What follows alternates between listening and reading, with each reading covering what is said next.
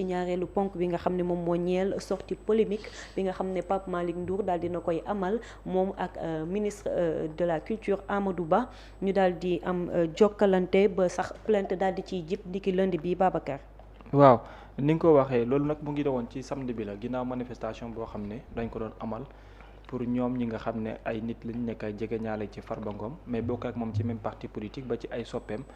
ñu déplacé woon pour di amal lu jëm ci wàllum càkkutéef ne état du Sénégal na libéré jëmm ji nga xam ne moo di Farba Ngom ci biir kaso ndax dañoo jàpp ne nekkinam foofee du dara lu wàllum injustice boo xamante ni lu ñu teg la bi ci tegu nag mooy bari lool ñoo xam ne aussi yëkkati nañ fay kàddu mais bu Pape Malick Ndour l'ancien ministre de la jeunesse moom moo ci ëpp polémique boo xam ne am na ginnaaw propos yi nga xamante ni yëkkati na ko propos yoo xam ne nag ñu bari moo attiré seen attention parce que ci li mu wax mooy fexe dajaloo def comme genre benn groupe la pour jëlee fi ñi nga xam ne ñoo fi nekk créer benn gouvernement de transition Macky Sall rassuré ko ba su ko boobaa ñu organiser li nga xam moo di une élection mu di kàddu yoo xamante ni ñu bari dañoo jàpp ko ne yu doy waar ba yegg ci loolu moom la nekk jiitu na ci ki nga xam moo di Amadou Ba a rappelé ancien député la à l'Assemblée nationale actuellement nekk ministre bi ñu dénkee lu jëm ci wàllum culture ak li nga xamante ni moo di lu jëm ci wàllum aada ak cosaan beneen bi ci tegu tam bokkee na ci mooy kàddu yi dafa xamle que ni l'ancien ministre bi di Pape Malick Ndour déclaration gi mu def dafa doon loo xam ne lu doy waar ba yegg ci loolu la mooy comme benn appel à renverser le gouvernement mu daal di ko duppee li ñu wooye goutte d'eau de trop ndax nee na ñoom moins que ça li ñu doon amala ci déclaration ñu doon daan toppee comme atteinte à la sûreté de l'État loolu nag dafa war a mën a yóbbee ne jëm yi ñu mel kàddu yooyu la non seulement kàddu yi irresponsable la mais dafa doon loo xam ne yoon lu mu war a mën a amal liggéeyam la ndax dafay mel ni ab insulte la au suffrage universel yi nga xam ne askanu Sénégal jot nañ ko becc beneen bi ci tegwaat tamit mooy lu jëm ci wàllum Ayib Daffé mi jiite groupe parlementaire bu Pastef moom tamit yëkkati na ay kàddu dellusiwaat nag di condamner propos extrêmement grave noonu la ko fësale yu Pape Malick Ndour responsable des cadres de l'APR ndax jàpp na dafay appeler pour lu ñuy wooye ab coup d'état mu yokkaat ci ne tamit kàddu yi ni mel dafa doon loo xamante ni tey jii ginnaaw bu ñu jéemee ba jéem mënuñu en 2024 ñu daal di leen gagné tey fu mu toll nii leen dese mooy renverser li nga xam daanaka moo di l'ordre constitutionnel républicain te exercice gi ni mel tamit tey jii dafa doon loo xam ne lu doy waar ba yegg ci loolu la te loolu dafa jàpp ne dérive la antidémocratique ak li nga xam moo di antipopulaire ak pro li nga xam moo di lu aajowul ak lu jëm ci wàllum démocratie ba tax na yoon dafa war a def liggéeyam loolu nag mu mel ni Pape Malick Ndour également am ci moom tam tontu ne je suis un homme d'élégance ak lu jëm ci wàllum principe nee na jamais moom du mosa li nga xam moo di ABC li nga xam ne daanaka moo di interprétation wala ay kàddu yoo xam ne nit da koy yëkkati mu am ci interprétation boo xam ne bu dëppul ak yoon moom lay doon juste parce que nit ki dafa nekk li nga xam moo di adversaire politique am nee na gaañu fu mu toll li ñu bëgg mooy instrumentaliser justice pour mu daldi koo teg loxo nee na mbir yi dafa war a leer nee na musul woote pour renverser li nga xam moo di gouvernement bi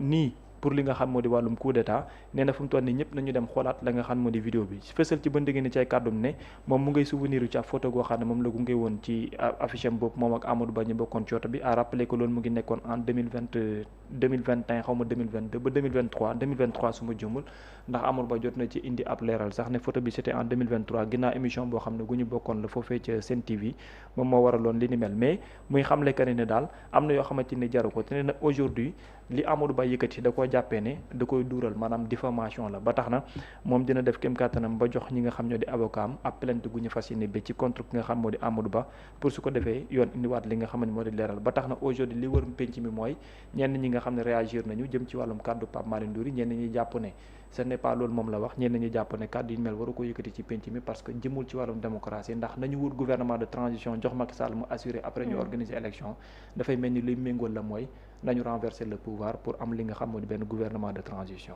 jërëjëf Babacar Mohamed Pape Malick Ndour daal di yëkkati ay kàddu keroog ca manifestation bi daal di xam ne nañu renverser bile gouvernement ndax doxalul lu baax ñu daal di teg unir force sociale yi daal di teg ki nga xam ne moom moo di Macky Sall mu daal di wëyal ndax moom moo mën a yor li nga xam ne moom moo di réewum Sénégal ginnaaw loolu nag Amadou Ba daal di tontu Ayib Daffé tamit daal di tontu ba mu daal di mujj ci plainte. waaw plainte bu ñu annoncé. waaw xam nga annoncé plainte ak teg plainte ak plainte bi dem loolu leneen la mais xam nga dama gëm principalement que si wàllum démocratie que Sénégal lii tax ñëpp di ko wax ay exception démocratique ak qualificatif yi nga koy jox yëpp bokk na si ni Sénégal muccee si lu baree bari loo xam ne nii boo xoolee si réew yi ko siiw yi ko wër kenn mucc si mooy lu ñu tuddee ay coup d'état ak yu demee noonu Sénégal mucc di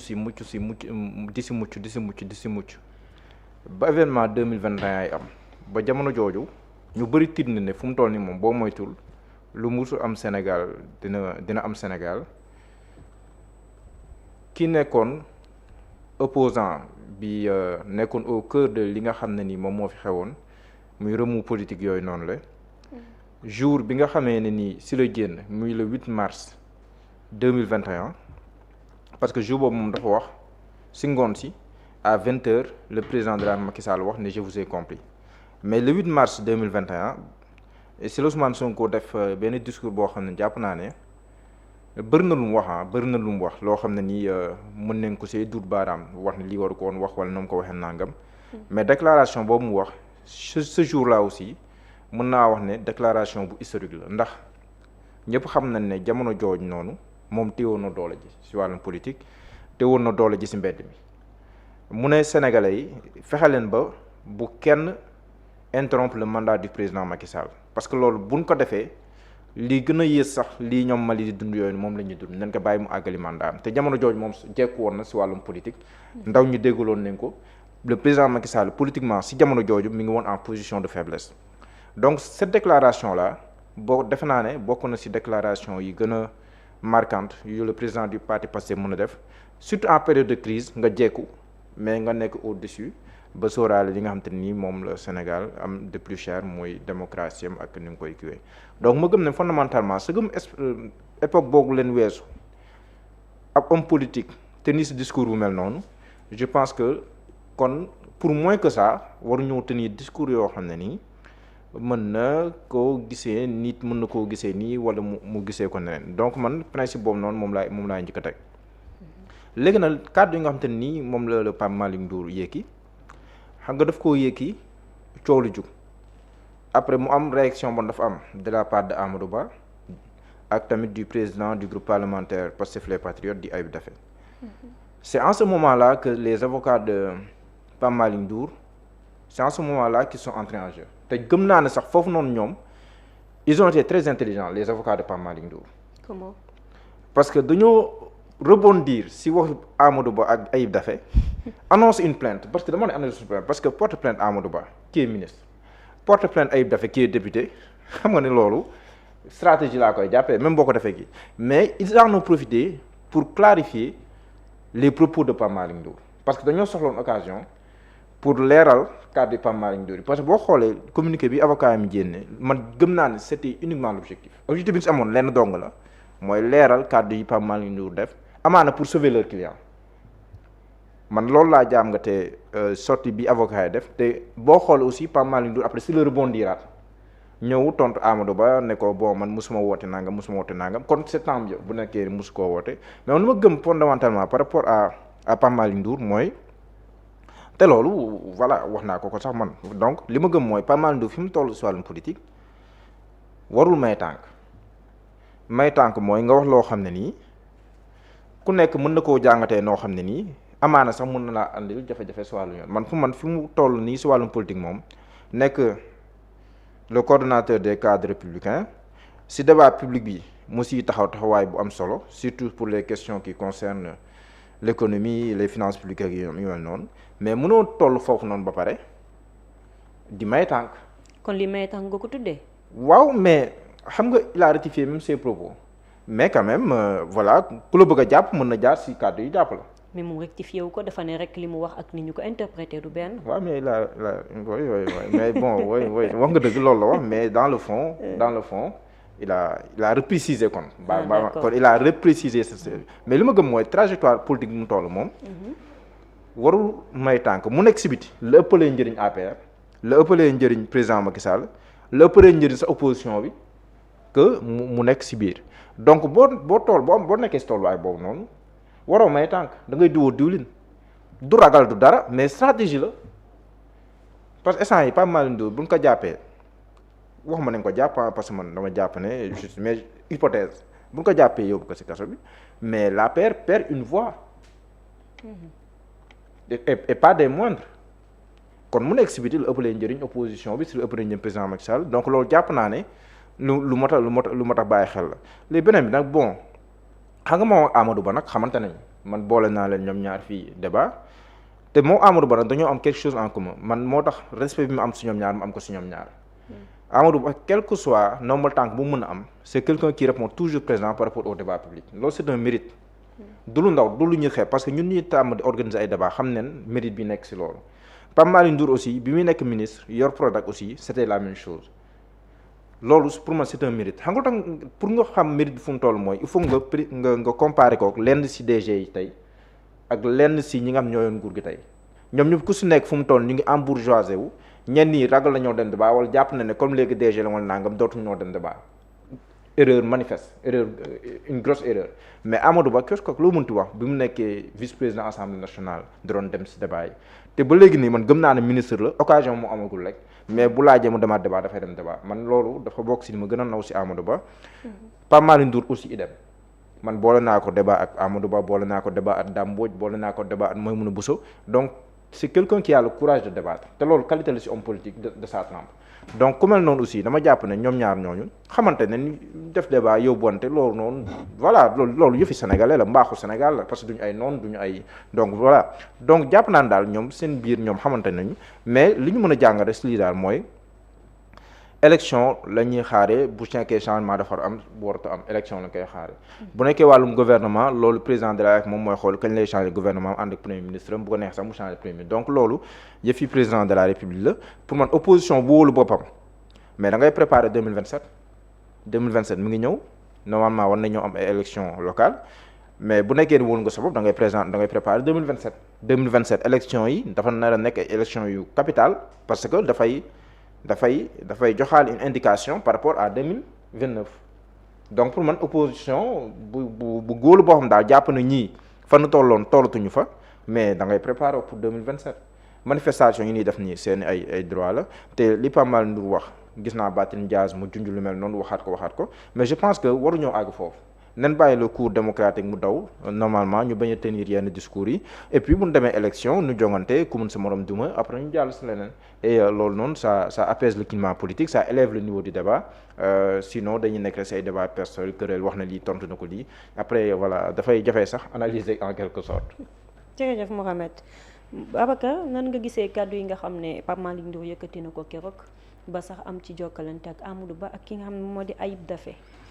dama jàpp ne kàddu njuumte la parce que kàddu yi ni mel kenn du ko yëkkati ci pénc non seulement mais kenn du ko wax ci également un état démocratique parce que pour man am na yoo xamante ni daanaka weesu nañ ko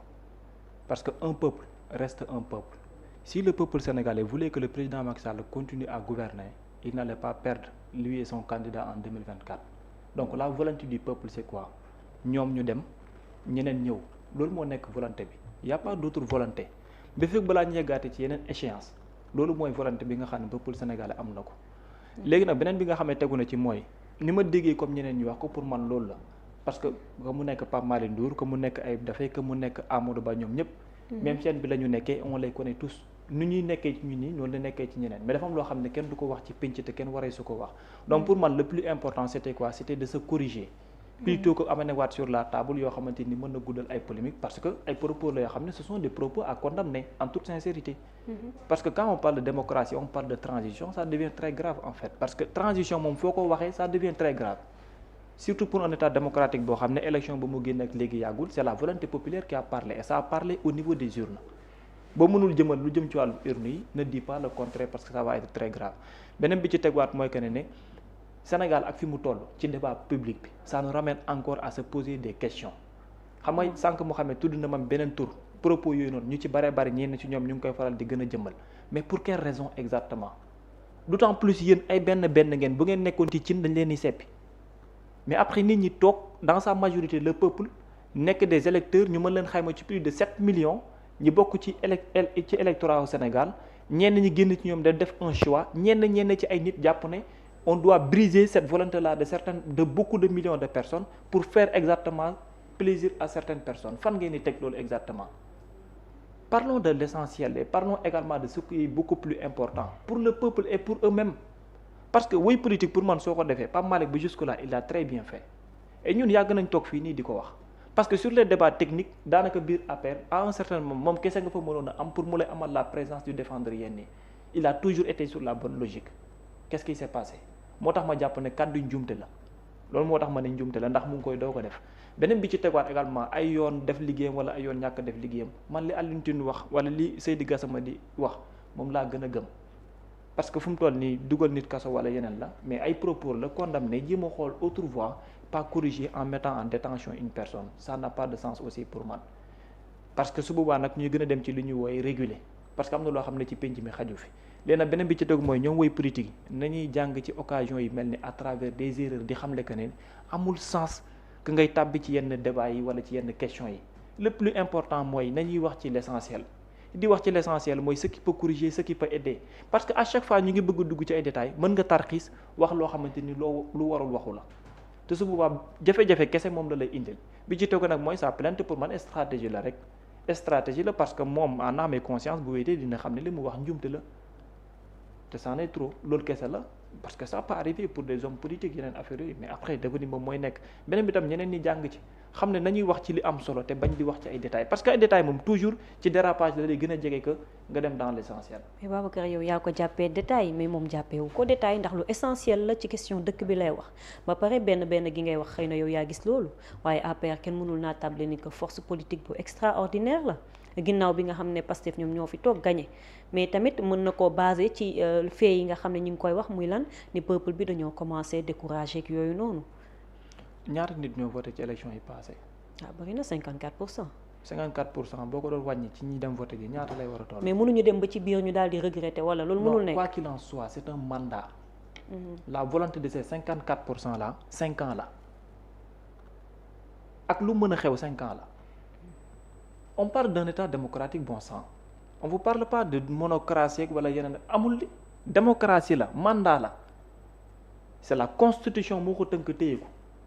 même tey bu ñu demoon ba ñu ne fu mu toll nii ñii dara doxatu fekk yeneen sax est-ce qu'on doit renverser le pouvoir. ba seetaan dëkk bi même bu fekkee ñëpp doyal nañ sax dañoo toll fu ñu naan nañ renverser le pouvoir. non damay laajte. non parce que non en fait quel que soit ce qui peut se passer ak lu mën a xew Sénégal ban situation la fi toll lu tax ñu naan nañu renverser le pouvoir dafay am fii dafa toll c'est vrai qu'on est dans des difficultés économiquement le pays c'est difficile. mais Pape Malick Ndour nee na waxul renverser le pouvoir. Pape Malick Ndour waxul renverser le pouvoir. non waaw moom waaw ba léegi mën na wax ne renverser le pouvoir mais xam nga soo waxee ne pour transition moom foo ko wax rek transition. maanaam mettre en place benn pouvoir de transition rek.